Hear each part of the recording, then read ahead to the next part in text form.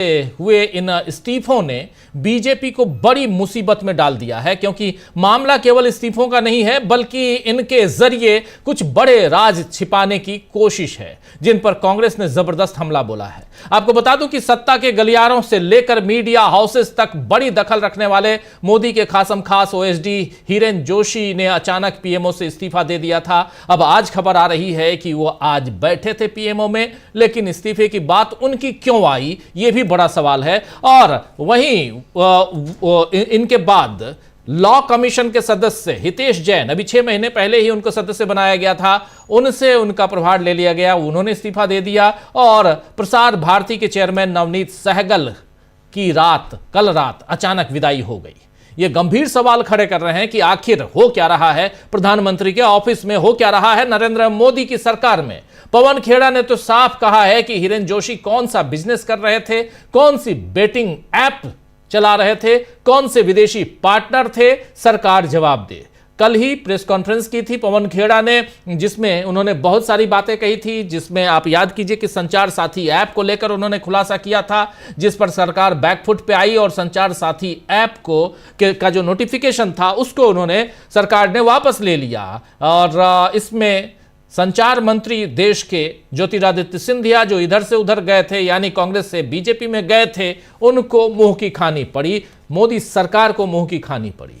लेकिन पवन खेड़ा ने यहां कल दूसरी बात भी की थी और हिरेन जोशी की बात की थी, बेटिंग ऐप की बात की थी, विदेशी पार्टनर की बात की थी। आखिर चल क्या रहा इस सरकार में अंदर खाने, खबरें छिपाई जा रही हैं, बताई नहीं जा रही हैं। लेकिन 22 नवंबर से 24 नवंबर तक हुआ क्या, आज की तारीख आप जानते हैं 4 तारीख है आज, लेकिन 22 से 25 या 24 नवंबर को हुआ क्या था और कल मिडनाइट आखिर क्यों हटा दिए गए नवनीत सहगल। नवनीत सहगल के बारे में भी आपको बता दूं दोस्तों कि नवनीत सहगल उत्तर प्रदेश की सियासत में काफी दखल रखने वाले आईएएस ऑफिसर रहे हैं। जब मायावती की सरकार थी तो मायावती के काफी करीबी रहे, उसके बाद जब अखिलेश यादव की सरकार आई तब भी वो काफी करीबी रहे, जब बीजेपी की सरकार और आदित्यनाथ योगी बने सीएम उनके भी काफी करीबी रहे, और इसके बाद प्रसार भारती के हेड बना दिए गए, चेयरमैन बना दिए गए। लेकिन कल रात को अचानक उनसे भी इस्तीफा ले लिया गया। आखिर क्यों ये सब हो रहा है। लेकिन हिरेन जोशी के बारे में जो कहा जा रहा है, हिरेन जोशी का नाम भी बहुत आप लोगों ने सुना होगा। हिरेन जोशी वही हैं जिनके बारे में कहा जाता है कि सुबह सुबह हर गोदी मीडिया के मालिकान और उनके एडिटर इन चीफ या जो भी वहां प्रभारी है, उनके पास उनका व्हाट्सएप मैसेज या कोई मैसेज चला जाता है जिसमें बताया जाता है कि आज शाम को, आज दिन भर किस खबर को चलाना है, कैसे कांग्रेस पार्टी और विपक्ष को यहां नीचे दिखाना है। ये सारी बातें कही जाती हैं हिरेन जोशी को लेकर। लेकिन क्या सचमुच हिरेन जोशी ने इस्तीफा दे दिया था? लेकिन आज कहा यह भी जा रहा है कि वो आज पीएमओ में दिखाई दिए हैं। पवन खेड़ा ने गंभीर आरोप लगाए थे कल हिरेन जोशी पे, सुनिए। अब देखिए, सरकार को इसमें खुलासा तो करना पड़ेगा। हिरेन जोशी कोई छोटा नाम नहीं है। प्रधानमंत्री कार्यालय में सबसे मजबूत, सबसे ताकतवर व्यक्ति, जिसने इस देश के लोकतंत्र की हत्या में बहुत महत्वपूर्ण काम किया, आप लोगों को का गला घोंटने का बहुत काम किया है, और अब चर्चा में भी हैं। उनके साथी एक हैं जो लॉ कमीशन में अभी 7 महीने पहले ही आए थे, उनको आनन फानन में बाहर कर दिया लॉ कमीशन से, सुना सरकारी घर भी खाली करा दिए। क्या हो रहा है, देश को जानने का हक है। उनकी बिजनेस पार्टनर्स कौन कौन है, यह भी देश को जानने का हक है। क्या बिजनेस कर रहे थे हिरेन जोशी प्रधानमंत्री कार्यालय में बैठकर, यह भी देश में को जानने का हक है। कौन सी बेटिंग ऐप थी, क्या था, किसमें वो हिस्सेदारी है, उनकी चर्चाएं चल रही हैं सोशल मीडिया पर। और अगर सरकार जल्दी बाहर आकर कुछ नहीं बोलेगी, खुलासा नहीं करेगी, स्पष्टीकरण नहीं देगी, तो जाहिर सी बात है ये चर्चाएं चलेंगी मोबाइल्स पर। भले आप कितनी ऐप्स ले आइए, जो लोगों को जानकारियां मिल रही हैं प्रधानमंत्री कार्यालय से ही मिल रही हैं, तो वो जानकारियां सबके पास जा ही रही हैं। बहुत सारी सुना है बिजनेस इंटरेस्ट हो गए इनके, विदेशों में इनके क्या लिंक्स हैं, जब विदेश यात्रा की वहां किन किन से मिले, क्या राष्ट्र के हितों का कोई समझौता किया हिरेन जोशी ने अपने साथियों से मिलकर अमेरिका में या जहां भी गए हों, ये सारी खुलासे अब आएंगे। ये देश जो है ना, लोकतंत्र को आप इतनी आसानी से मार नहीं सकते। कोशिश बहुत कर ली आपने। अब प्रधानमंत्री के कार्यालय पे बहुत बड़ा सवालिया निशान खड़ा हो गया।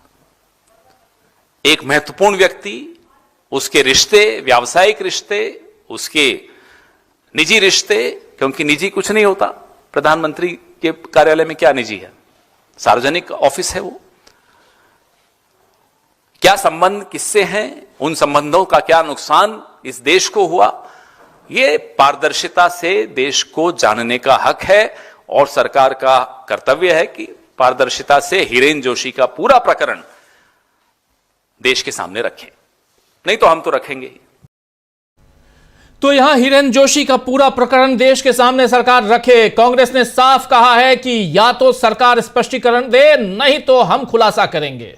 कांग्रेस की इस चेतावनी से अब बीजेपी को डरने की जरूरत है, क्योंकि ये सब समझ रहे हैं कि 3 कद्दावर लोगों का अपने पदों से अचानक हट जाना महज प्रशासनिक बदलाव नहीं है, बल्कि एक बड़े सियासी भूचाल का संकेत है। इसी मसले पर सुप्रिया श्रीनेत ने आज ट्वीट किया है सोशल मीडिया पर। क्या कुछ लिखा है देखिए। सुप्रिया श्रीनेत लिख रही हैं कि अचानक से, जी हां अचानक से, प्रधानमंत्री के बेहद करीबी रहे ओएसडी हिरेन जोशी, जिनके इशारों पर मीडिया तात्थैया करता रहा, उन्हें एकदम से हटा दिया जाता है। प्रसार भारती के चेयरमैन नवनीत सहगल का यकायक यानी इस्तीफा हो जाता है। सुनने में आ रहा है कि आने वाले दिनों में और इस्तीफे होंगे, लेकिन वो क्या चीज है जिस पर लीपापोती की जा रही है? भ्रष्टाचार की बातें सामने आ रही हैं। क्या इस देश को सच जानने का हक नहीं है?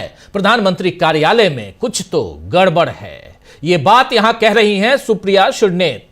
तो बड़े सियासी भूचाल का संकेत यहां पर दिखाई दे रहा है दोस्तों।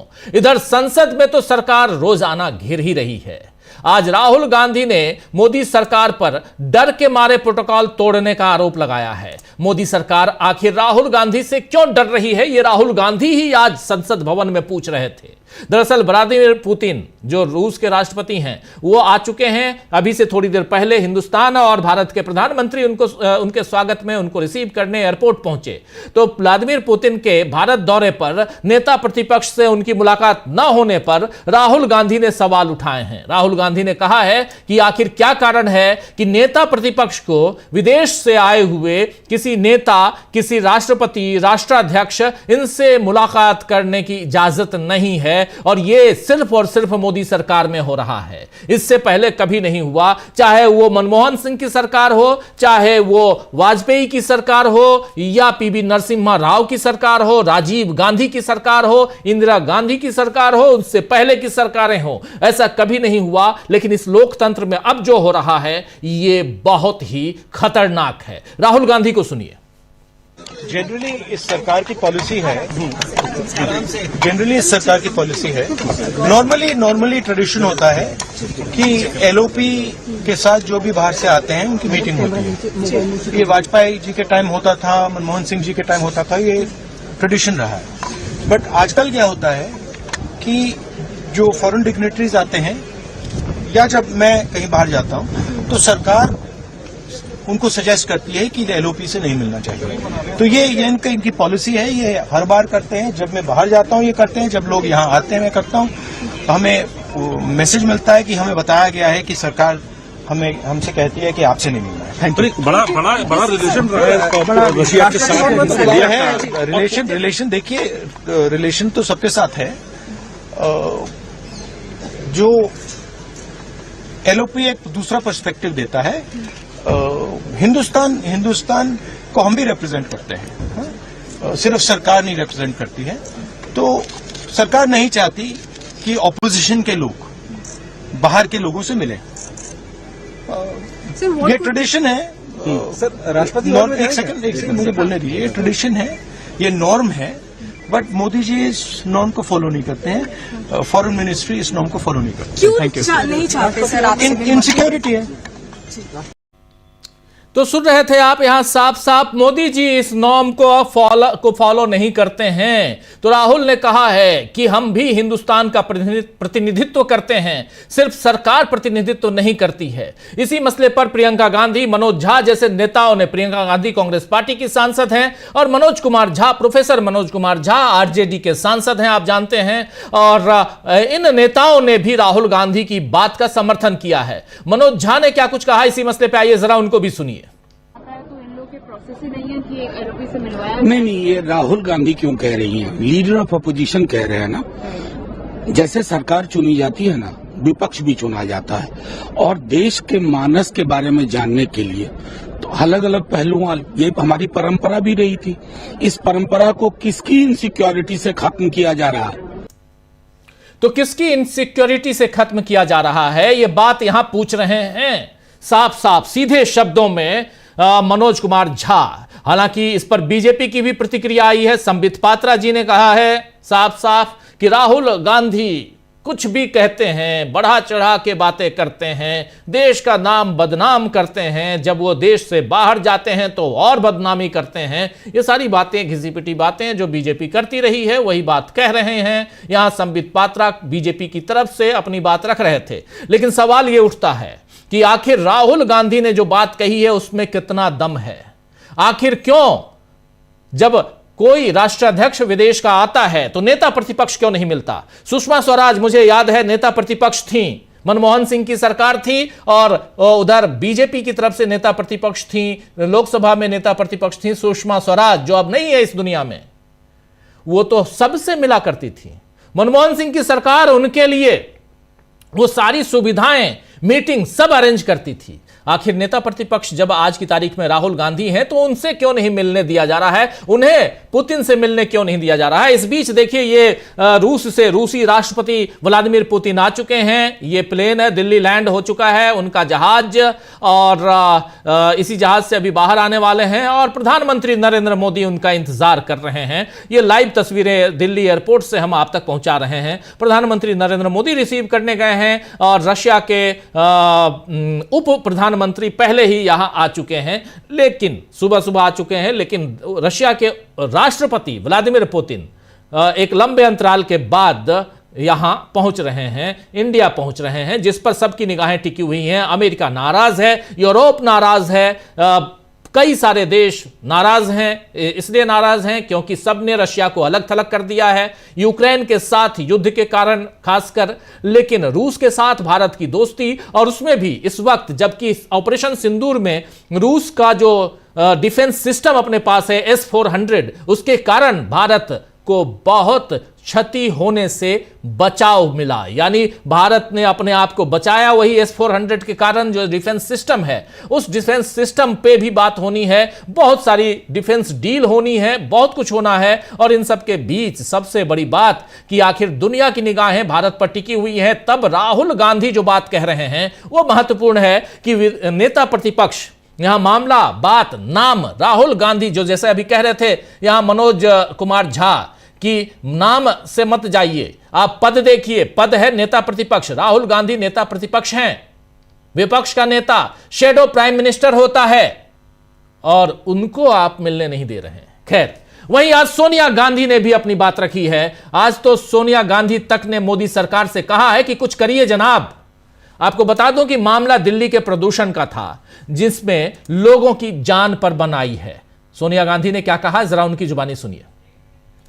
सोनिया गांधी की बात हम करेंगे। सोनिया गांधी ने साफ साफ यहां जो बातें कही हैं वो यही कि पॉल्यूशन, आपने देखा था कि कल सोनिया गांधी ने एक आर्टिकल लिखा द हिंदू अखबार में, और उसमें भी पॉल्यूशन से लेकर कैसे पूरा का पूरा जो इकोसिस्टम है उसको खराब कर रही है मोदी सरकार, कैसे वेस्टर्न घाट को यहां खराब किया जा रहा है, कैसे अरावली की पहाड़ियों को खराब किया जा रहा है, काटा जा रहा है और पॉल्यूशन को बढ़ाया जा रहा है। ये सारी बातें कल सोनिया गांधी ने अपने उस आर्टिकल में लिखा है। लेकिन सोनिया गांधी आज, जब कल भी पॉल्यूशन को लेकर लगभग 10:30 बजे प्रदर्शन हुआ संसद परिसर में, और आज भी प्रदर्शन कर रहे थे, उसके बाद क्या कुछ कहा मीडिया से सोनिया गांधी ने, सुनिए।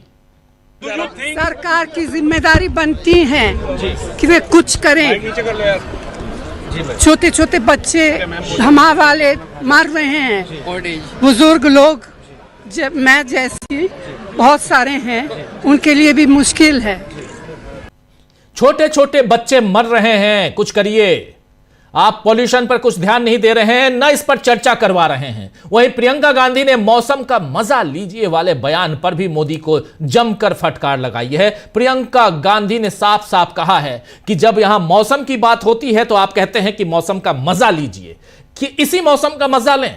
यहां 35 सिगरेट की तरह आप सिगरेट पीते हो ना पीते हो, लेकिन 35 सिगरेट्स के बराबर आप रोज यहां की हवा इनहेल कर रहे हैं। आखिर आपके फेफड़े, लंग्स कहां जा रहे हैं? यहां के बच्चे कैसे ग्रो करेंगे? सबकी उम्र लगभग 10 साल कम हो गई।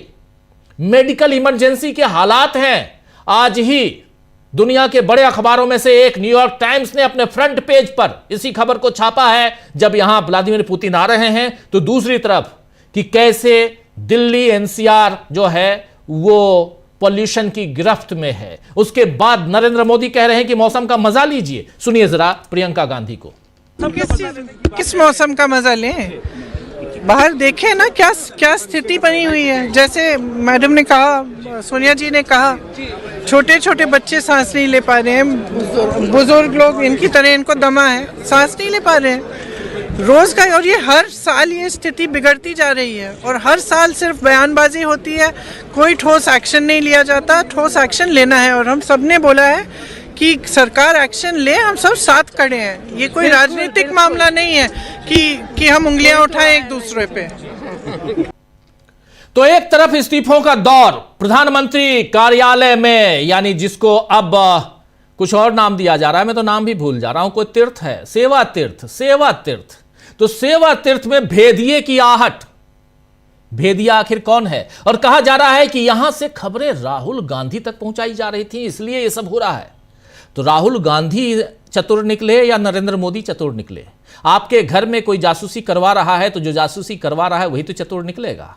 जैसे एक चतुराई करने की कोशिश हुई थी, वही संचार ऐप के जरिए, संचार साथी ऐप आपके मोबाइल में डाल के सरकार चाहती थी कि आपकी जासूसी करवाए। आप और हम सब सचेत हो गए, सरकार के ऊपर डंडा चलाने लगे हमारे जो जनप्रतिनिधि हैं वो, और सरकार को बैकफुट पे आना पड़ा। तो पीएमओ में आखिर कौन है भेदिया, कौन है जासूस?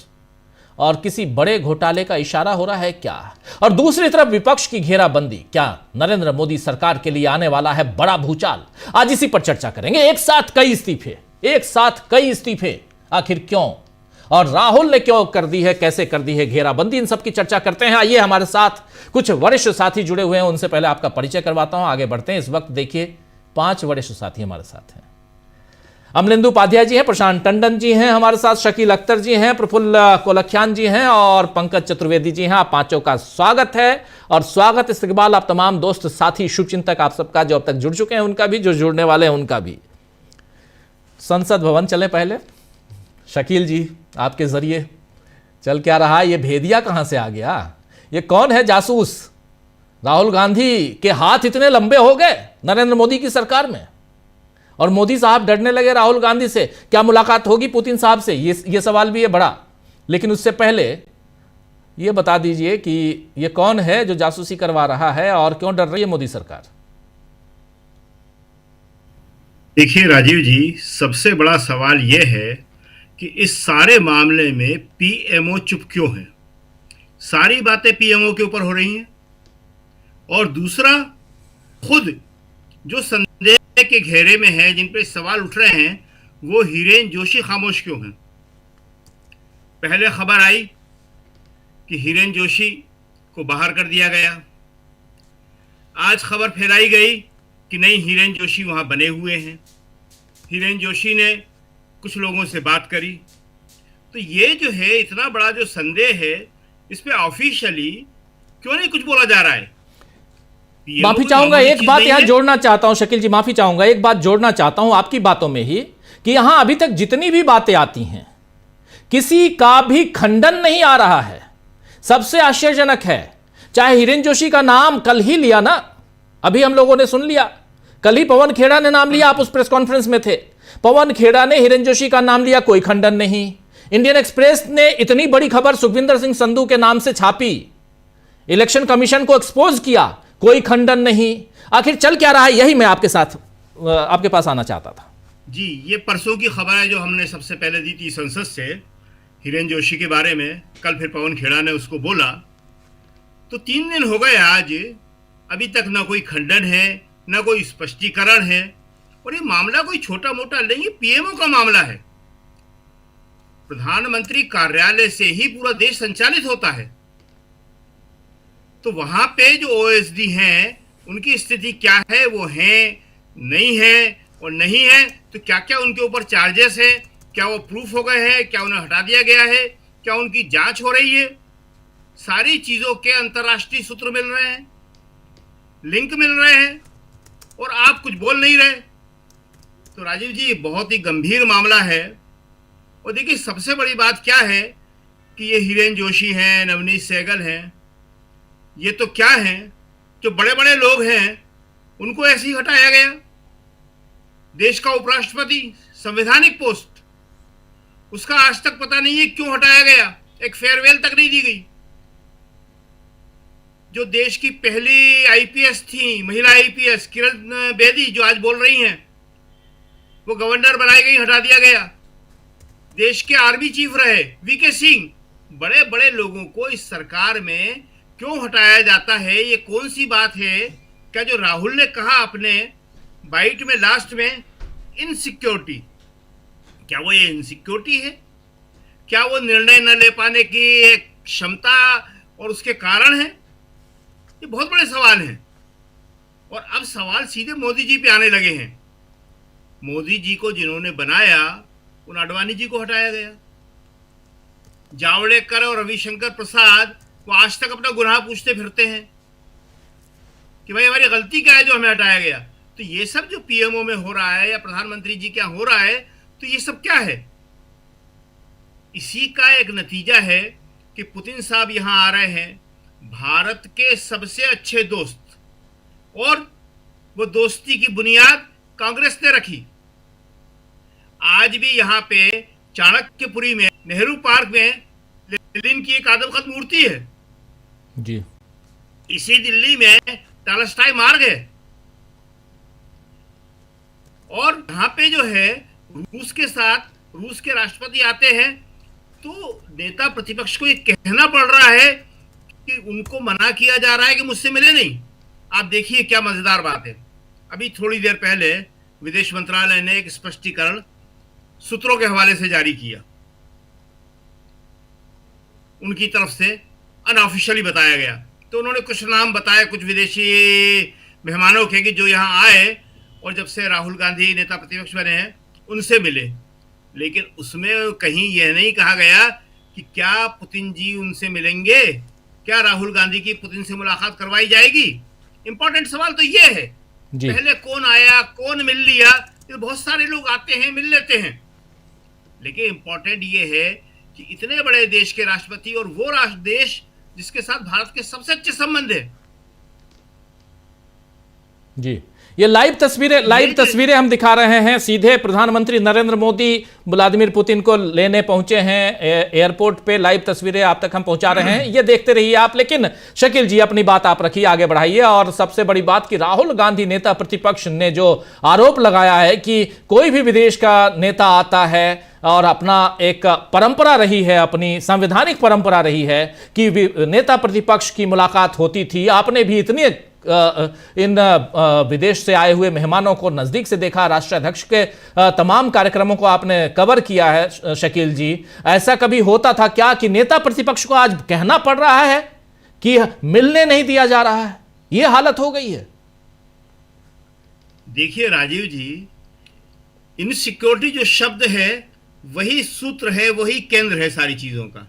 एक वो टाइम था जब भारत के प्रधानमंत्रियों में आत्मविश्वास हुआ करता था, जो होना चाहिए। इतने बड़े देश का प्रधानमंत्री इनसिक्योर नहीं होगा कभी भी। पंडित जवाहरलाल नेहरू थे, वो यहां भी आ गए।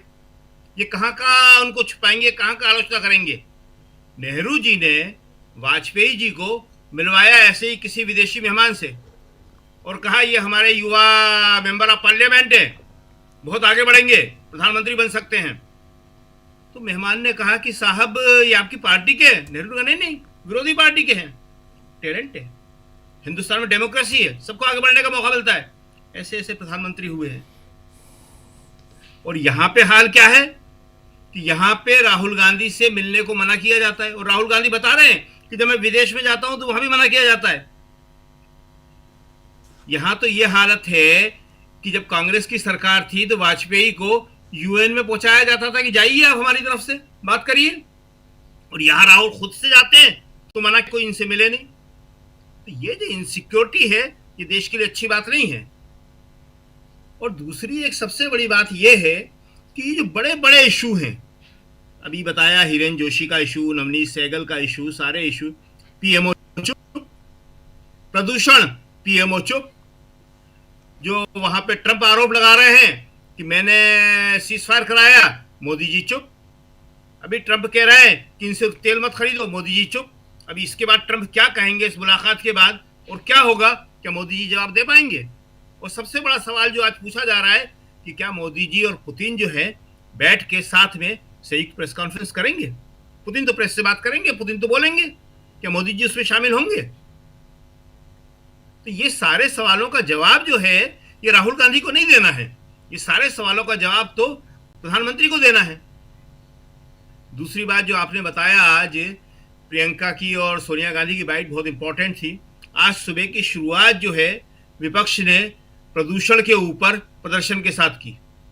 प्रदूषण का हाल इतना बुरा हो रहा है कि सोनिया गांधी को खुद बोलना पड़ा कि हम बुजुर्गों को भी और नन्हे बच्चों को भी, और वही बात प्रियंका ने कही कि इन बुजुर्गों को भी देखिए आप। तो पार्लियामेंट के अंदर दूसरा एक कांग्रेस के अध्यक्ष खड़गे जी ने भी बहुत अच्छी बात कही है। उन्होंने कहा कि वो लोग बड़ी बड़ी बातें करते हैं खाली, लेकिन देश की आर्थिक स्थिति की जानकारी उससे मिलती है कि रुपए की हालत क्या है, उस देश की करेंसी की हालत क्या है। रुपया तो हमारा गिरता जा रहा है, कौन कह सकता है कि देश की आर्थिक स्थिति अच्छी हो रही है? जी तो राजीव जी एक लास्ट बात और कहेंगे, बस खत्म कर रहे हैं, कि ये रूस की बात है। आप हम सब लोगों से बात करा रहे हैं, रूस के बारे में आपसे ज्यादा कौन जानता है? हम लोगों के बीच में आप ही सबसे बड़े रूस के विशेषज्ञ हैं। सिर पे लाल टोपी रूसी। कभी भारत का ऐसा सम्मान हुआ करता था कि रूसी लोग भारतीय गीत गाते थे, आपने तो खुद देखे होंगे और उनका गाना सुना होगा और साथ में गाए होंगे, फिर भी दिल है हिंदुस्तानी। तो ये रूस के साथ भी अगर हमारे नेता प्रतिपक्ष को नहीं मिलने दिया जाए, कांग्रेस के नेता को नहीं मिलने दिया जाए, तो इससे बड़ी विडंबना और कुछ नहीं हो सकती है। जी राजीव जी। जी बिल्कुल बिल्कुल आप सही कह रहे हैं। नेता प्रतिपक्ष को अगर किसी भी राष्ट्राध्यक्ष से न मिलने दिया जाए, जो यहां हिंदुस्तान आ रहा है उससे न मिलने दिया जाए, तो इससे बड़ी विडंबना और क्या हो सकती है। और ये बात यहां राहुल गांधी लगातार कह रहे थे, आज उनको सुना भी आपने। जरा जल्दी से आना चाहता हूं प्रशांत जी आपके पास। हमारे तमाम साथी हमारे साथ जुड़े हुए हैं, सबके बीच आते हैं, और आप तमाम साथी जो हमारे साथ बाद में जुड़े हैं, आप सबका एक बार फिर स्वागत करता हूं। बात मल्टी डायमेंशनल है, लेकिन केंद्रित है कि आखिर पीएमओ में क्या चल रहा है और पीएमओ के बाहर नेता प्रतिपक्ष के साथ आखिर क्या गुल खिलाया जा रहा है, उन्हें क्यों रोका जा रहा है अपने काम से। सीधे शब्दों में शैडो प्राइम मिनिस्टर होता है नेता प्रतिपक्ष, उन्हें क्यों दूर किया जा रहा है। ये सारे सवाल पूछे जाएंगे विदेश में भी। सारे सवाल जब विदेश के दौरे पे आप जाएंगे, यानी प्रधानमंत्री जाएंगे, तब भी चर्चा में ये सारे सवाल आएंगे। लेकिन प्रशांत जी, आखिर कौन है भेदिया, कौन है जासूस जो बैठा है वहां और खबरें दे रहा है राहुल गांधी को? बात तो यही आ रही है कि राहुल गांधी तक वो पहुंच, राहुल गांधी की पहुंच वहां तक हो चुकी है, और इसलिए खलबली मची हुई है मोदी सरकार के अंदर। रात को अचानक इस्तीफे। जी, जब ऐसा होता है राजीव जी, तो समझिए कि राजनीतिक माहौल गर्म हो रहा है। और नवनीत सहगल से शुरुआत करता हूँ। प्रसार भारती के सीईओ, बड़े धाकड़ IAS officer, Uttar Pradesh cadre के, सभी मुख्यमंत्रियों के करीब रहे। रिटायर हुए तो उनको दिल्ली ले आया गया और उनको प्रसार भारती का सीईओ बनाया गया। प्रसार भारती जो दूरदर्शन, रेडियो सब चलाती है, उनका एक सारा कार्यकाल बचा हुआ था, और उनके इस्तीफे का जो रिलीविंग लेटर है वो क्या कहता है? विद इमीडिएट इफेक्ट तुरंत प्रभाव से आपको रिलीव किया जाता है।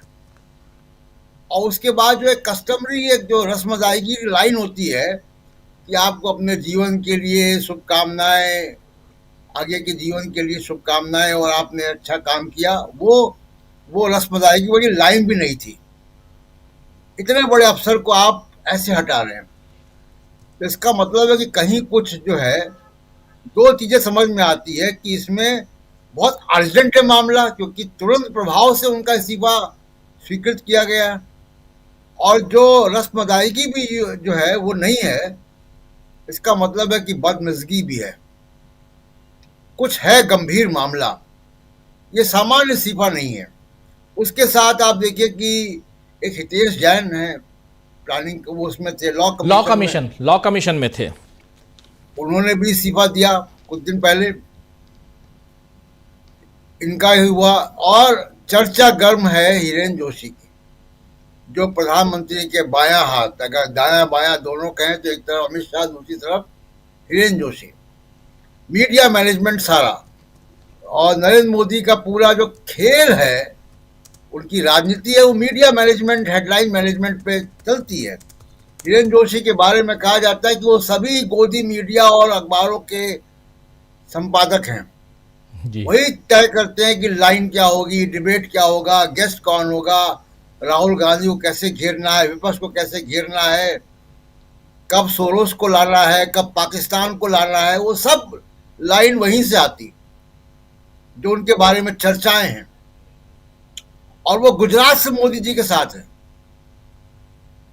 तो इतने करीबी आदमी के बारे में ये अगर अफवाहें उड़ रही हैं, और ये बात आ रही है कि उनको हटाया गया, बाद में बात आई कि नहीं हटाया नहीं गया, एक वेबसाइट ने खबर छाप दी, वो वेबसाइट से खबर हटवाई गई, तो ये जो हो रहा है, उसके पहले इलेक्शन कमीशन से एक बड़ी खबर आई कि इलेक्शन कमिश्नर संधू ने जो है वो नाराजगी जाहिर की थी SIR को लेकर। ये जब खबरें लीक होने लगे राजीव जी, PMO से, चुनाव आयोग से, ब्यूरोक्रेसी से, प्रधानमंत्री के इर्द गिर्द वाली ब्यूरोक्रेसी से, अगर खबरें लीक होने लगे तो इसका मतलब है कि सत्ता पर पकड़ कमजोर हो रही है। अब वहां पे ब्यूरोक्रेसी में कई सारी लॉबीज हैं, कई सारे बिजनेस इंटरेस्ट हैं, और वो कई सारी ग्रेविटीज हैं, कई गुरुत्वाकर्षण है जो एक दूसरे के खिलाफ काम कर रहे हैं। और जब ऐसा होता है तो सबसे बढ़िया समय किसका होता है? सबसे बढ़िया अच्छे दिन मीडिया के आ जाते हैं, उनको खबरें मिलती हैं। लेकिन कुल मिला के राजीव जी ये है कि अभी स्पष्टीकरण नहीं है। खबर ये भी आई कि अश्विनी वैष्णव को चार्ज दे दिया गया है, उसके बारे में कोई पुष्टि नहीं है। तमाम बातें सोशल मीडिया में चल रही हैं, और एक बेटिंग ऐप की भी चर्चा चल रही है कि उसका मामला है, जिसके बारे में पवन खेड़ा ने अपने प्रेस कॉन्फ्रेंस में कहा है। जी जी जी। तो एक बेटिंग ऐप के बारे में खल चल रही कि ये सब लोग मिल के एक बेटिंग ऐप का रैकेट चला रहे थे। ये भी खबरें हैं, इसकी कोई पुष्टि नहीं है, लेकिन ये चर्चाएं हैं। जब ऐसी चर्चा सरकार के बारे में आने लगे, खाऊंगा न खाने दूंगा वाले मामले में आने लगे, उनके बारे में आने लगे, उनकी नाक के नीचे जो अधिकारी काम कर रहा है, जो सबसे करीबी अधिकारी है, उसके बारे में आने लगे, और खबर लीक होने लगे, इसका मतलब है कि सत्ता में पकड़ जो है वो कमजोर हो रही है। कई सारी बातें अंदर आ रही हैं, और हम आने वाले दिनों में देखेंगे राजीव जी। ये संकेत जब आते हैं राजीव जी ना, जब बादल आते हैं तो बारिश भी हो जाती है। बिल्कुल, ये संकेत जब आ रहे हैं तो आप देखिएगा कि आगे बारिश भी होगी, और चीजें और घटनाएं आएंगी। तो मीडिया हाउसेस के पत्रकारों के अच्छे दिन आने वाले हैं, उनको कई सारी एक्सक्लूसिव स्टोरीज जो है स्टोरीज मिलेंगी, और जो राहुल गांधी को मिलने नहीं दिया राजीव, नेता प्रतिपक्ष को, ये संसद की अवमानना है। भारत के पार्लियामेंट की अवमानना है और पुतिन या रूस के और सोवियत संघ के जमाने से बड़े गाढ़े पारंपरिक रिश्ते हैं, जिसमें बहुत बड़ा लंबा अंतराल गांधी परिवार का ही है। बिल्कुल। जो चाहे नेहरू का मामला हो, चाहे इंदिरा गांधी का मामला हो, गांधी परिवार का ही मामला है। और खुद ये सरकार भी मान रही है, चाहे वो सूत्रों के हवाले से ही सही, कि हम ही ने इतने इतने लोगों से इनको मिलवाया, तो पुतिन को क्यों अलग कर दिया? पुतिन से क्या एहसास कमतरी आपको हो गई? तो उसका सबसे बड़ा देखिए होगा इसमें ये कि अब जो राहुल गांधी ने बोल दिया, हम लोग जो चर्चा कर रहे हैं, ये सब बातें भी जाएंगी ना पुतिन तक। खबर तो चली गई, खबर तो विदेशी मीडिया को भी चली गई कि आपने नेता प्रतिपक्ष को नहीं बुलाया। तो जिसको आप अगर वो मिल जाते तो क्या होता, फोटो खींचती, वो कुछ बात करते, एक इंटरप्रेटर के जरिए कुछ एक औपचारिक बातें होती, और उन औपचारिक बातों में राजीव जी आप जानते हैं विदेश यात्राओं पे गए हैं आप कई सारे प्रधानमंत्रियों के साथ। उन विदेश यात्रियों क्या होता है, जो लाइन बोलनी है वो कोई कांग्रेस पार्टी की लाइन नहीं होती है। राहुल गांधी पुतिन से क्या बात करेंगे उसको सुप्रिया सुले, पवन खेड़ा या जयराम रमेश ब्रीफ नहीं करेंगे राहुल गांधी को, नहीं, विदेश मंत्रालय के अधिकारी ब्रीफ करेंगे। तो उसमें क्या हाजरा था, फोटो खींचती, बात होती औपचारिक 5-10 मिनट की, हाथ मिलाते चले जाते। लेकिन आपने खबर बना दी। लेकिन बड़ी खबर राजीव जी ये है कि अब वो किले के अंदर से धुआं उठता हुआ दिख रहा है। देखते हैं आगे क्या रंग लाता है ये धुआं। जी बिल्कुल बिल्कुल, आप सही कह रहे हैं कि किले के अंदर से ये धुआं उठता हुआ दिख रहा है। रिजल्ट क्या है देखेंगे आने वाले समय में। लेकिन पंकज जी, चल क्या रहा है आपके पास? शायद कुछ खबरें हो पंकज जी। पंकज जी हैं हमारे साथ? जी जी हाँ राजीव जी, एक तो हम सब लोग बहुत सौभाग्यशाली है कि हम सब लोगों ने रूस के भारत के रिश्तों के बारे में पढ़ा है, देखा है। लेकिन आप हैं जो इतने लंबे समय तक रूस में रहकर इस बात को भली भांति जानते रहे हैं कि रूस से भारत के जो व्यक्तिगत रिश्ते हैं वो पंडित नेहरू ने शुरू किए थे और इंदिरा गांधी ने प्रगाढ़ किए थे। और 2014 के बाद में नरेंद्र मोदी की सरकार की अमेरिका परस्त नीति के कारण एक बार रूस से हमारे रिश्तों में थोड़ी दूरी बनी थी।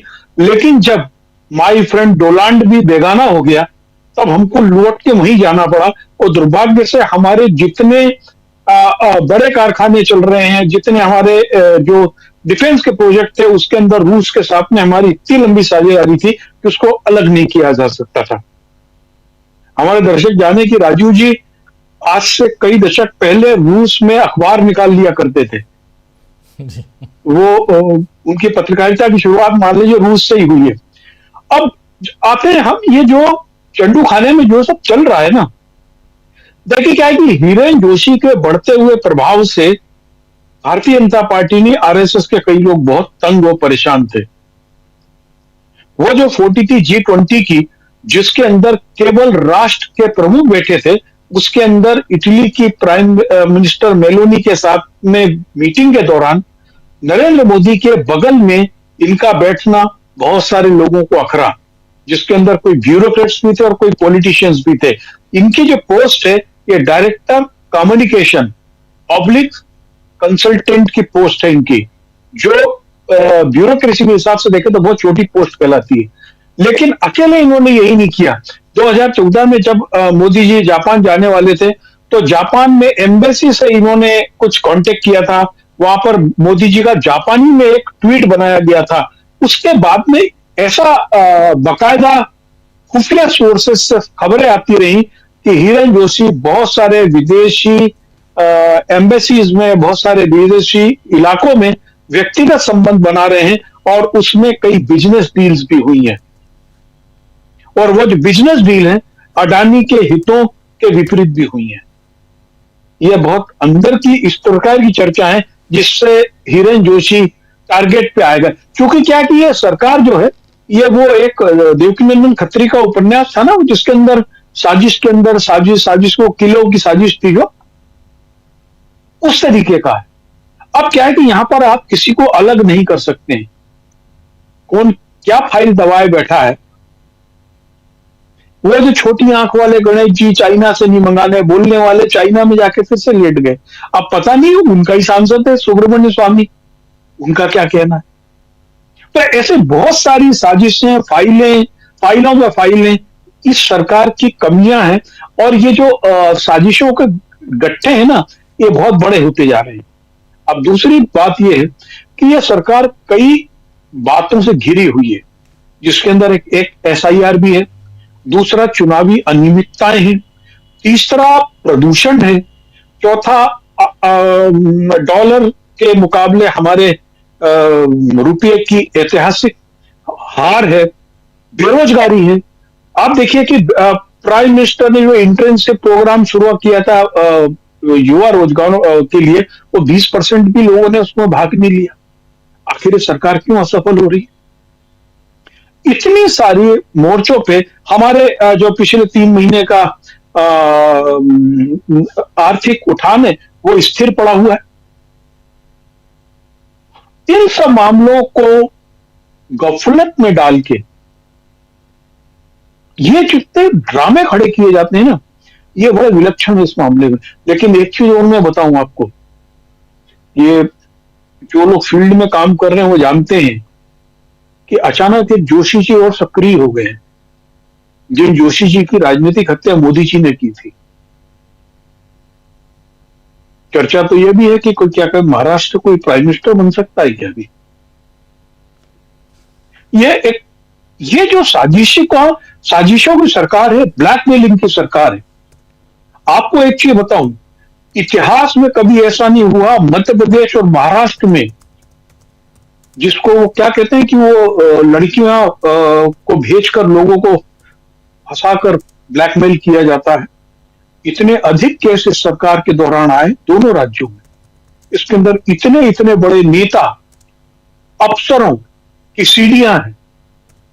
ये सरकार इसी पर टिकी हुई है, किसकी सीडी किसके पास है, किसके MMS किसके पास चल रहे हैं, किसके बिजनेस को किसने दबा रखा है, और ये सब चलता रहेगा तो ये अंतर विरोध इस तरीके का होता है। देखिए एक चीज जानिए, लोकतंत्र सरकार नैतिकता पे चलती है, भले ही अनैतिकता का बोलबाला हो।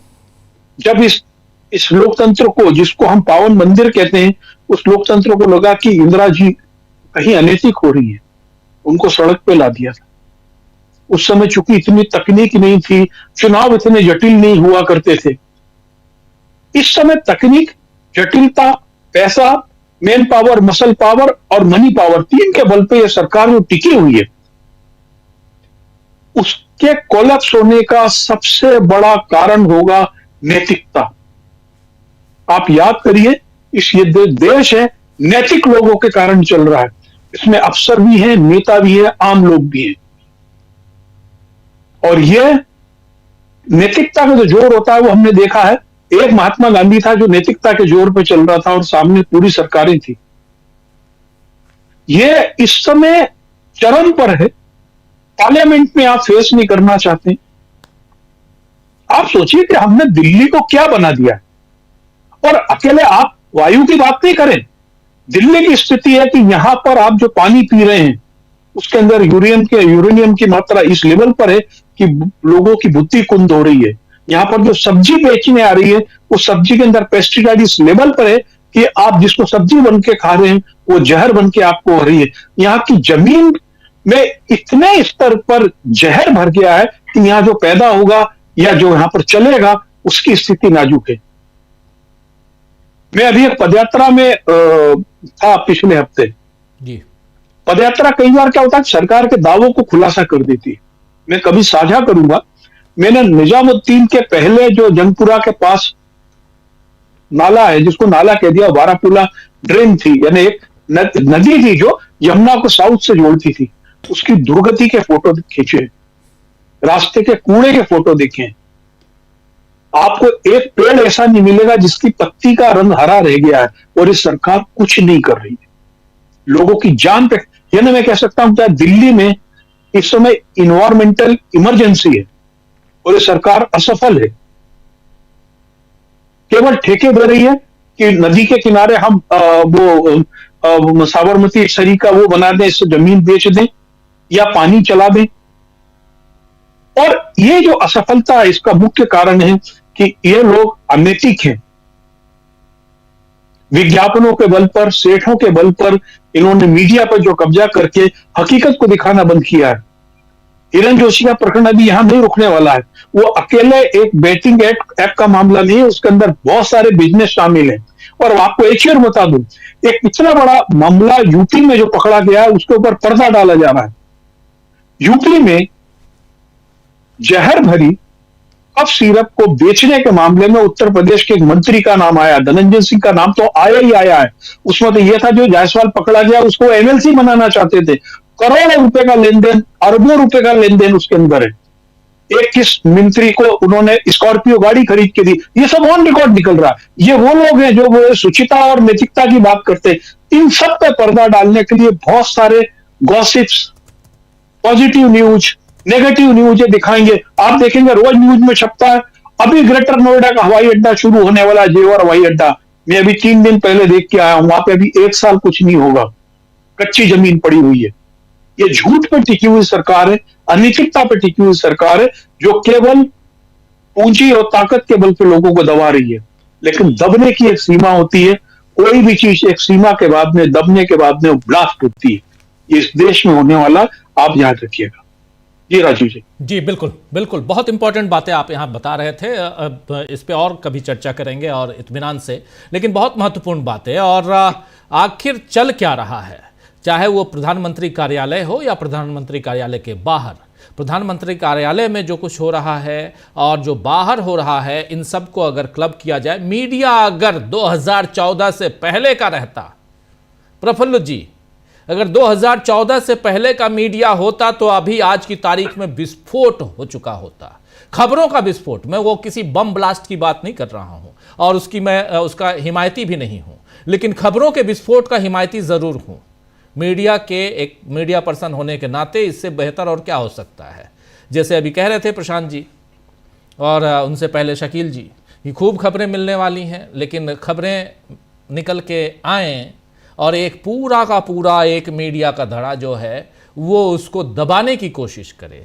इतनी सारी चीज़ें देखिए, 24 तारीख को हितेश जैन, जिनका जिक्र कर रहे थे प्रशांत जी, लॉ कमीशन से हटाए जाते हैं। 24 नवंबर की बात है और आज 4 दिसंबर है। 4 दिसंबर है, खबर नहीं आती है अंदर। पहले तो हम लोग किसी भी मंत्रालय में चले जाते थे, आजकल तो कई मंत्रालयों में पीआईबी होने के बाद भी आप नहीं जा सकते, बंद कर दिया, तो बंद कर दिया गया है शकील जी। और इतना ही नहीं, पार्लियामेंट में परमानेंट कार्ड होल्ड करता हूं मैं। शकील जी को मैं बोलता हूं कि क्या मतलब है, जब पार्लियामेंट चलती है उस समय अलग से पास बनवाना हो तो फिर क्या मतलब है परमानेंट कार्ड होल्ड करने का। जब पार्लियामेंट चलेगी तभी तो आप जाएंगे, नहीं चल रही है तो वहां चाय पीने आप जाएंगे, वहां के अधिकारियों के साथ, गिने चुने लोगों के साथ, उनके साथ बाहर भी पी सकते हैं चाय, आप फोन पे बात भी कर सकते हैं। यह स्थिति हो गई है प्रफुल्ल जी। ऐसी स्थिति हमको, आपको, मीडिया के ऐसे लोगों को रोका जाता है।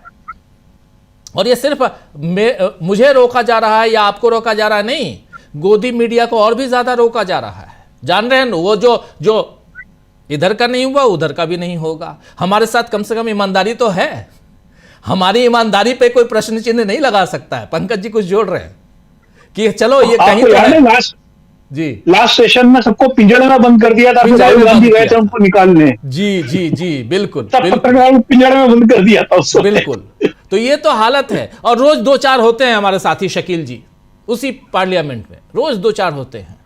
लेकिन यहां सवाल दूसरा है। सवाल यह है कि राहुल गांधी जो बात कह रहे हैं उसको कितनी गंभीरता से देखना चाहिए। यह बात सिर्फ ऐसे नहीं है कि एक नेता प्रतिपक्ष कह रहा है कि हमको मिलने नहीं दिया जा रहा है, कोई राष्ट्राध्यक्ष आ रहा है तो उससे, या कोई नेता आ रहा है तो उससे। यह बहुत गंभीर बात है, गंभीर सवाल है प्रफुल्ल जी। जी सभी को नमस्कार। देखिए, कुल मिलाकर के जो भी है आपने जो बातें कही, ये बहुत बड़ी घटना इसलिए भी है कि हिटलर के यहाँ अगर गोबेल्स को अगर आघात लग जाए तो कितनी बड़ी घटना हो सकती है। उनके प्रचार मंत्री थे और तो इनका जो इस्तीफा हुआ है तो वो उसी माने स्तर की घटना है ये। और सिर्फ उनकी बात नहीं है ना, उसके साथ हिमानी सूद, नवनीत सहगल, इस डोमिनियन इफेक्ट्स है। जब एक ईंट गिरती है ना कतार में लगी हुई तो कई ईंटें एक साथ गिरने लगती है। डोमिनियन इफेक्ट्स इसको बोलते हैं। जो वो ठीक है कि वो तो होगा ही होगा। देखिए इस तरह के अगर हम इतिहास में जाएं तो पीएन हक्सर और पीएन धर हमको याद आ रहे थे। जरा सा वो हिले थे, कांग्रेस की चूलें हिल गई थी। ये वो मजबूत होते हैं। और यहाँ तो भारतीय जनता पार्टी में तो अभी सरकार नहीं सर, डीप स्टेट का पूरा खेला है। इसको बिना डीप स्टेट का राजनीतिक नहीं सत्ता में दखल इतना बढ़ गया है कि वही चला रहे हैं। अगर इनको हटाया गया, जोशी साहब को लाया गया था, वह भी डीप स्टेट। अगर हटाया गया है तो वह भी किसी दबाव में हटे हैं, और अगर फिर से आ गए हैं तो वह भी किसी दबाव में है। तो पूरे दबाव के साथ ये चीजें चल रही है और उस दबाव का नतीजा भारतीय संदर्भ में अच्छा नहीं हो सकता है। और जिस प्रकार से कांग्रेस के नेता मीडिया सेल पवन खेरा जी ने इस बात का खुलासा प्रेस कॉन्फ्रेंस में कुछ घंटा पहले ही कर दिया था, उनका नाम लेकर के कहना शुरू कर दिया था। कई पत्रकारों के बीच में यह खबर भी आ गई थी। ये लीक एक जगह से नहीं हुआ है कि वहां पर जाकर के आप कर देंगे। ये एकदम कई जगह पर फटा है और कई जगह तो बहुत पहले से हो रहा है। कुछ लोगों ने तो किताब भी लिखने की कोशिश की और उसमें उन्होंने उसका चैप्टर भी जोड़ा इनके कारनामों का। तो ऐसा नहीं कि ये पहली बार हो रहा है। कांग्रेस ने इसको तो तब तक इंतजार किया जब तक इस मामले में कोई ठोस संकेत उनको नहीं मिल गया। और अब तो खुद वहां से आ रहा है जो चिल्ला रहे हैं, उनकी चीख से ही पता चल रहा है कि उन पर क्या बीत रही है।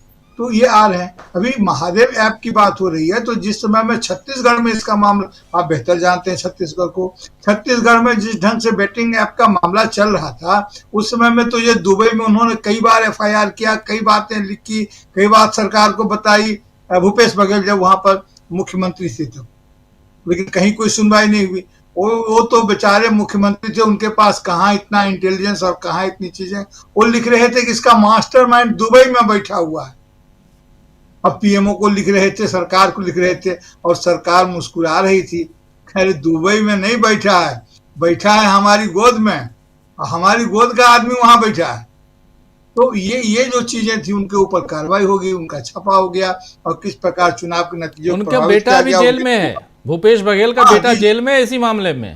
जी वो जेल में भी है और उनको लगातार बदनाम किया गया।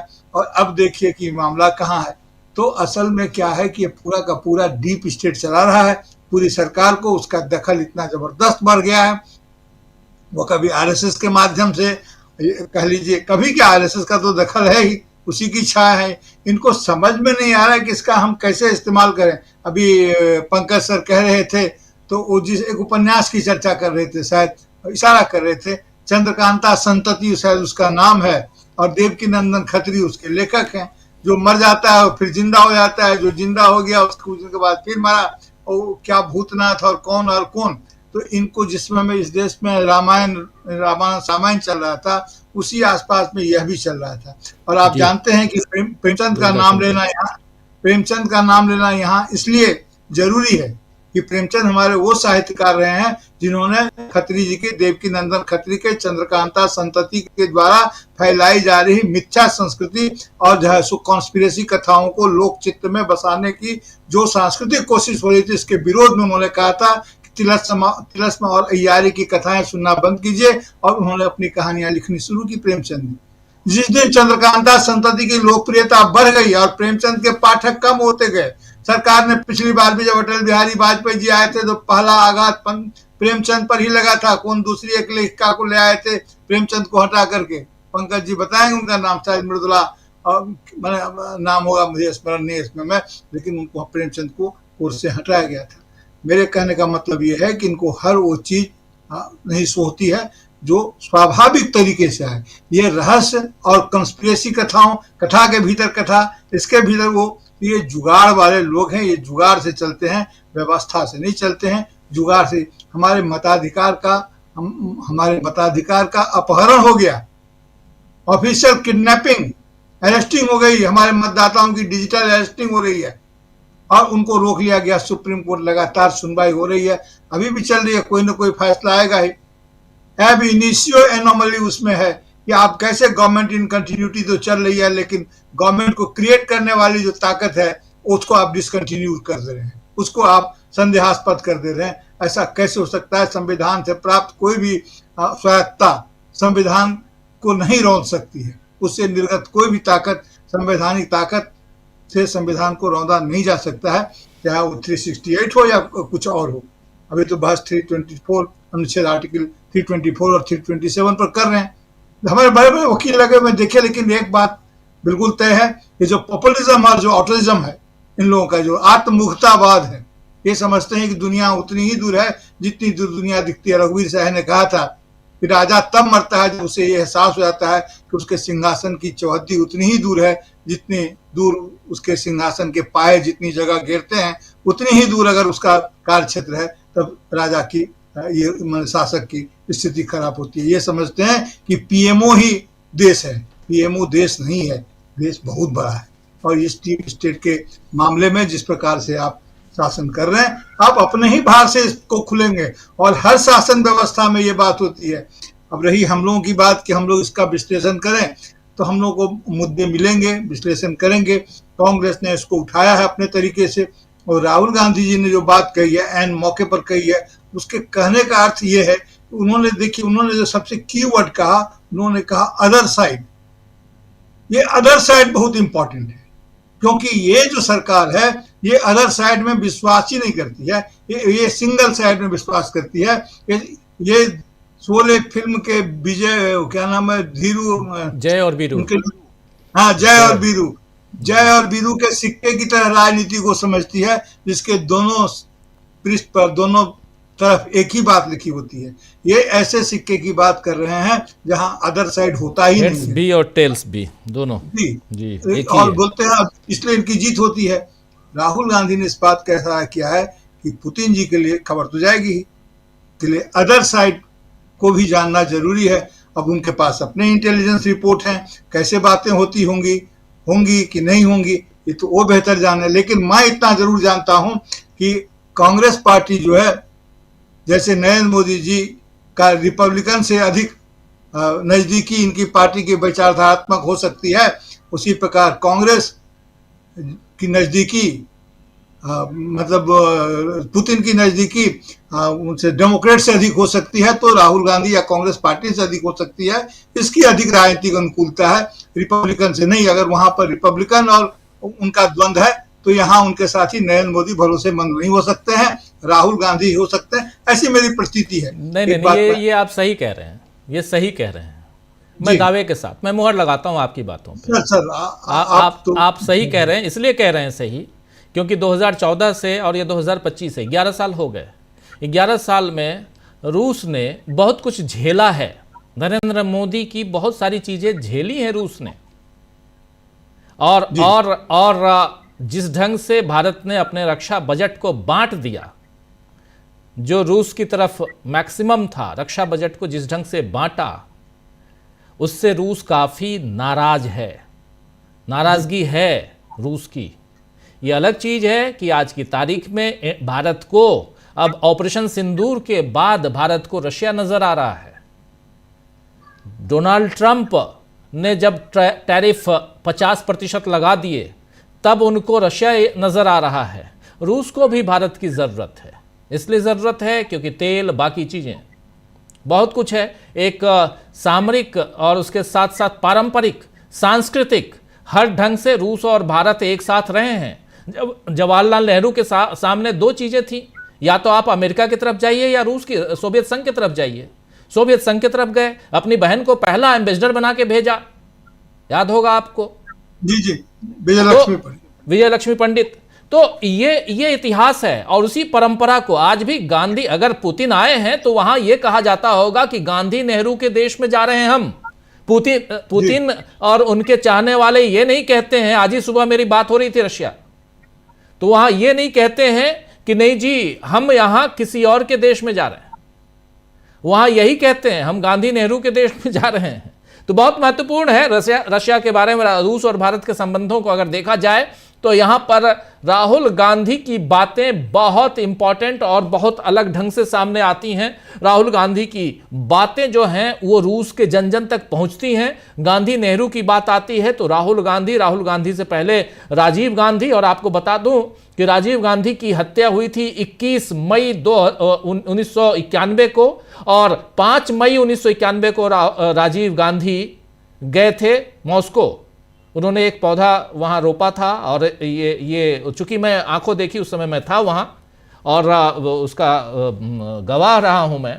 लेकिन उसके बाद चाहे वो हो, चाहे उनसे पहले इंदिरा गांधी हो, उनसे पहले की सरकार और खासकर जवाहरलाल नेहरू हो, तो रूस की और भारत की एक पारंपरिक एक रिलेशन रहा है दोनों के बीच, और वो परंपरा आज भी है, कायम है। बीच में नरेंद्र मोदी ने उसे तोड़ दिया था, डाइवर्ट कर दिए थे वो, और उसके बाद अब रूस फिर से, रूस तो है ही, जहां था वहां है, लेकिन रूस ने इस बीच किया क्या, रूस जो कतई पाकिस्तान की तरफ नहीं देखता था, पाकिस्तान की तरफ देखने लगा।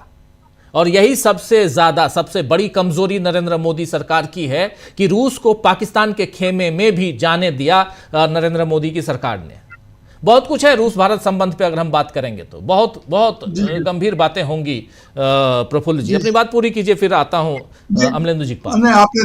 आपने तो सारी बातें लगभग कही थी। मुझे सिर्फ एक लाइन कहना है कि इंटरनेशनली भी फेडरल डेमोक्रेट्स जो हैं, जो कांग्रेस है, फेडरल डेमोक्रेट्स सोशल डेमोक्रेट्स के अधिक करीब होते हैं, स्वाभाविक है। ये रिपब्लिकन उनके माफ नहीं करते, सारी समस्या रिपब्लिकन की खड़ी की हुई है रूस में और रशिया के साथ और उनके संबंध में, यहाँ तक कि रशिया के विघटन में भी उनकी रिपब्लिकन की भूमिका है, इस बात से इनकार नहीं किया सकता।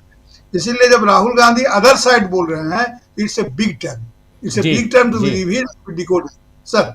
जी बिल्कुल बिल्कुल, आप सही कह रहे हैं। और वो ज़माना भी सबको पता ही होगा जब सोवियत संघ, कोल्ड वार का समय था, वो सोवियत संघ और उधर अमेरिका, और किस ढंग से गोर्बाचोव के साथ रिलेशंस अमेरिका के बढ़े थे।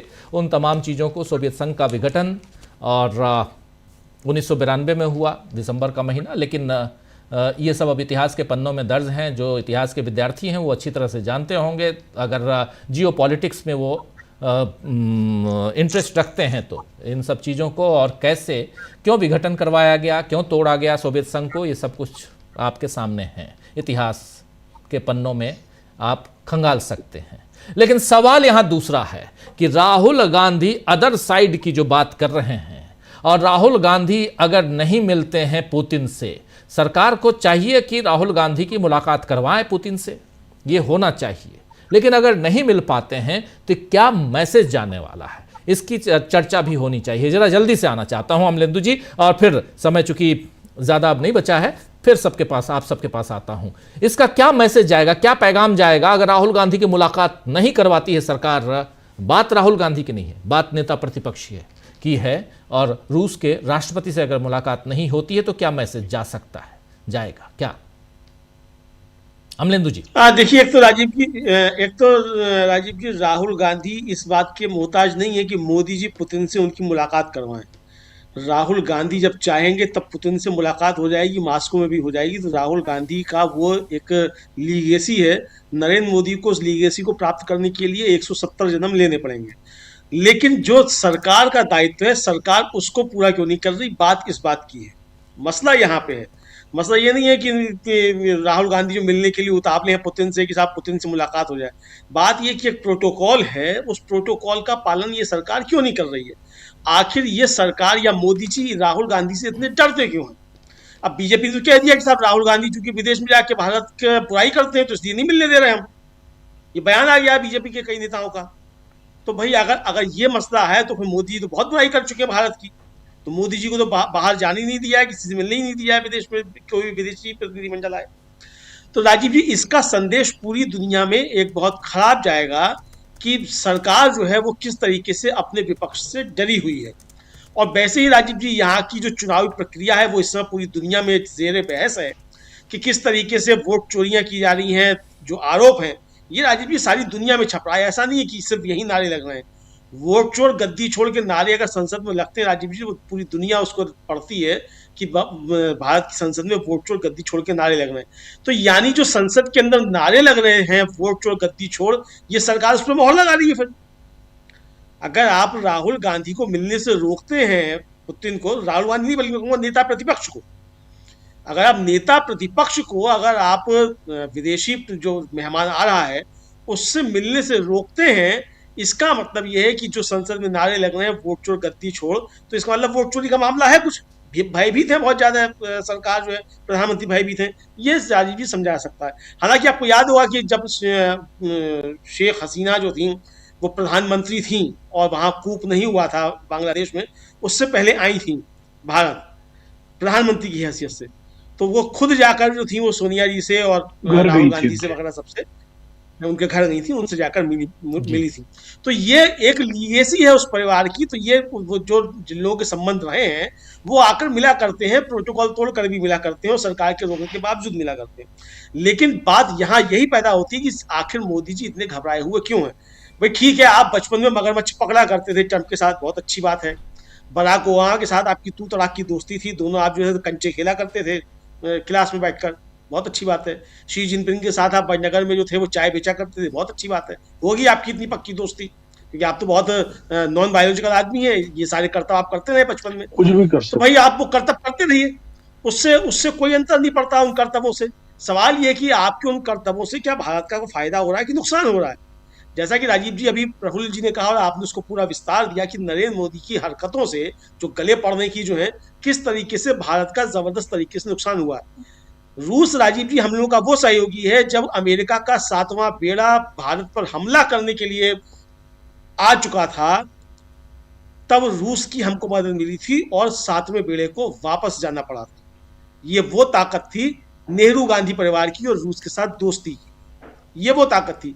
आज क्या है कि पहलगाम में हमला हो जाता है और जिन पुतिन के लिए आप बाछे बिछाए फिर रहे हैं, वहां पहुंच रहे हैं आप हवाई अड्डे पर रिसीव करने के लिए, वो रूस भी राजीव जी हमारे समर्थन में बयान जारी नहीं करता है, पाकिस्तान का नाम नहीं लेता है। तो ये आपकी 11 वर्षों की गले पड़ने की राजनीति का नतीजा है। तो नरेंद्र मोदी ने कितना नुकसान राजीव जी भारत का किया इन 11 वर्षों में। आप गले पड़ के कुछ भी करते रहिए, आप अपने मित्र को साथ ले आए, उसको आप ठेके पट्टे दिलवा सकते हैं, लेकिन भारत का आपने जो है कूटनीतिक तौर पर और राजनीतिक तौर पर दोनों तरीके से बहुत ज्यादा नुकसान किया है। और इसके राजीव जी आर्थिक दुष्परिणाम भी सामने आते हैं। डॉलर अगर आज 90 रुपए को पार कर रहा है तो ये ऐसी इतनी पार हो गया। इसके लिए मोदी जी ने 18 घंटे गले पड़ने के लिए बड़ी मेहनत की है, तब जाकर जो डॉलर जो 90 रुपया पे पहुंचा है। तो इसके लिए मोदी जी बधाई के पात्र हैं, उन्होंने सब किया है। लेकिन राजीव जी कुल मिलाकर यही है कि सरकार को इन ओछी हरकतों से बाज आना चाहिए, क्योंकि विदेश नीति जो है किसी सरकार की नहीं होती है, विदेश नीति देश की होती है। और जब देश की विदेश नीति होती है तो उस विदेश नीति को तय करने में सत्ता पक्ष, विपक्ष और सिविल सोसाइटी सबकी एक भूमिका होती है। और ये देखा जाता है कि हमारे किस देश के साथ किस तरीके के संबंध हैं, किस तरीके के राजनीतिक संबंध हैं, किस तरीके के हमारे आर्थिक और सामाजिक संबंध हैं और किस तरीके के हमारे सदियों पुराने सांस्कृतिक संबंध हैं। रूस के साथ राजीव जी हमारा बरसों पुराना सांस्कृतिक संबंध भी हर तरीके से। तो ये सब चीजें देखना पड़ता है। तो सरकार ये जो एक बात और जोड़ लीजिए, इसमें एक बात और जोड़ लीजिए, जो आप अभी आर्थिक बात कर रहे हैं, रूस और दूसरा ईरान, ये दो ऐसे देश रहे हैं भारत के साथ जिनका ट्रेड जो है वो डॉलर में नहीं होता था, डायरेक्ट होता था। आज भी जो है वो खरीदी डायरेक्ट अपनी करेंसी में से होता था। रूबल, रशिया की करेंसी रूबल है, हिंदुस्तान की करेंसी रुपया है। इसमें आपको डॉलर चेंज करके या यहाँ रुपए में, जो अभी 90 रुपए से ज्यादा हो गया ना, 90 रुपए 28 पैसे, बिल्कुल जिसको 45 रुपए कर रहे थे साहब, मतलब शर्म आनी चाहिए कि रुपए की कीमत दुनिया में, कल ही प्रशांत जी कह रहे थे दुनिया में डॉलर की कीमत भी गिरी है, लेकिन यहां तो रुपया गिर रहा है। अगर डॉलर गिरा होता तो रुपया मजबूत होता, यहां रुपया गिर रहा है और इसको संभालते संभल नहीं रहा है, जल्दी शतक सेंचुरी बनाएगा रुपया। लेकिन आज भी रूस के साथ आप जो तेल सस्ता खरीद पाए तो वही रूपी रूबल ट्रेड के कारण खरीद पाए। आप कन्वर्ट कीजिए जरा रुपए में, 90 रुपए, और खरीदने जाएंगे तो 90 नहीं 92 रुपए में मिलेगा आपको, 93 रुपए देने पड़ेंगे $1 के। और उसके बाद आप प्रति डॉलर प्रति बैरल जरा कन्वर्ट करके देखिए तो फिर यहां पेट्रोल डीजल की कीमत क्या होती है, या कुछ भी दूसरी चीज लीजिए आप तो उसकी कीमत क्या होती है। फर्टिलाइजर्स हैं, बहुत कुछ है, रशिया से बहुत कुछ इंपोर्ट होता है और हिंदुस्तान से बहुत कुछ एक्सपोर्ट होता रहा रूस को, सोवियत संघ को। तो इसलिए इस ट्रेड को भी समझना होगा। और ये बातें उस समय अंधभक्ति, अमेरिका की अंधभक्ति में आंख पे अमेरिका की पट्टी बांधकर सब कुछ हमने छोड़ दिया था। अब अच्छा है कि याद आ रहा है रशिया और पुतिन यहां हैं, लेकिन आगे देखते हैं कि गुजरात के व्यापारी क्या करते हैं। चलिए खैर, आना चाहता हूं शकील जी आपके पास। फायदा तो गुजरात का ही होना है, गुजरात में ही तो सब कुछ है। अब क्या पता कि 2029 के बाद दिल्ली, राजधानी दिल्ली में पॉल्यूशन ज़्यादा हो गया है तो हम अहमदाबाद को राजधानी बना दें। 29 में ऐसे भी, 30 में ऐसे भी कॉमनवेल्थ गेम्स होना है अहमदाबाद में, तो हो सकता है। लेकिन शकील जी, सवाल यह है कि राहुल गांधी और पूरा विपक्ष कर क्या रहा है, क्या है अंदर खाने? राहुल गांधी ने तो आज सबसे बड़ी बात कह दी। उन्होंने इनसिक्योरिटी की बात कह के मोदी जी को पूरी तरह हिला दिया और ये पहले से बता दिया कि मुझे उनसे मिलने नहीं दिया जा रहा है। सिर्फ 2 दिन का प्रोग्राम है पुतिन का, कल शाम को वापसी है, कल ही वापस चले जाएंगे वो। और अभी तक के प्रोग्राम में कहीं पे भी नेता प्रतिपक्ष से मिलने का इंक्लूड नहीं किया गया है। तो कांग्रेस तो पूरी तरह हमलावर है। बीजेपी ने ये सोचा था कि एसआईआर पर बात करवा के, चाहे नाम कुछ भी रख ले वो, चुनाव सुधार, कांग्रेस को, विपक्ष को शांत कर देंगे, मगर वो नहीं हुआ। कल उसने लेबर लॉ के खिलाफ प्रदर्शन किया था, आज पॉल्यूशन के ऊपर किया उसने। तो लगातार कांग्रेस तो लड़ रही है। दूसरा एक बात बता दें हम, वो रह जाएगी बीच में, अभी जो प्रफुल्ल जी ने बड़ी अच्छी बात कही थी, प्रफुल्ल जी, वो मृदुला सिन्हा को कोर्स में शामिल किया गया था। प्रफुल्ल जी को ले आइए जरा, स्क्रीन पे ले आइए प्रफुल्ल जी को। हाँ जी, कोई बात जी। नहीं।